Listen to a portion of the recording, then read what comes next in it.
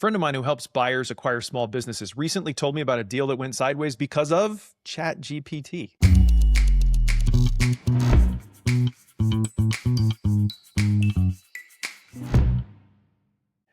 His client had hired him to help her find and negotiate the purchase of a business.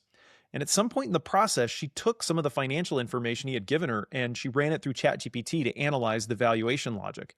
And the AI came back with this detailed explanation that made the price look inflated. So this client, this woman, started to wonder if the broker representing her was pushing the numbers higher to make more money. But instead of asking him about it, she went around him and contacted the listing broker directly. She asked a few questions and then submitted this offer that was significantly lower than the asking price. The problem was the logic behind her valuation didn't actually match how small business deals are structured. The explanation sounded sophisticated, but the math was wrong. And when my friend told me this story, I understood exactly how it could happen because about a month ago, I almost did the same thing. The property manager for a vacation rental we own had sent me a message saying one of the AC units needed to be replaced. And he included this quote for about $6,000. Now, I am pretty handy with some tools, but they tend to be things like spreadsheets, PowerPoint decks, and value propositions, not so much hammers, wrenches, or wiring. So I literally had no idea what I was looking at. All I saw was the price tag. So I took this quote, I dropped it into GPT, and I started asking questions.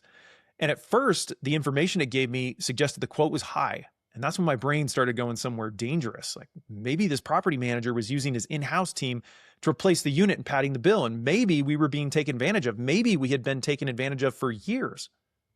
But as I kept asking more detailed questions, something interesting happened because the system started to expose its assumptions. For one, it had estimated the labor cost far lower than what would realistically be in the city where property is located. And I also realized as we were talking back and forth, I had no idea what type of AC unit we had. Once I found out it was a commercial grade Trane unit and I plugged that into GPT, the whole analysis changed. Suddenly the quote looked reasonable.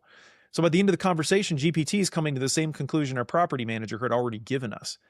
And I kept thinking about that experience, not because the AI was wrong per se, but because of how quickly it nudged my brain towards mistrust. Because if I hadn't slowed down and asked more questions, I could have easily damaged a relationship with someone who's taken great care of our property for years. That is the subtle risk of using AI to analyze things you don't fully understand. Because AI is so good at producing explanations that sound intelligent. But all those explanations are built on assumptions. And if the assumptions are wrong, the conclusions will be too.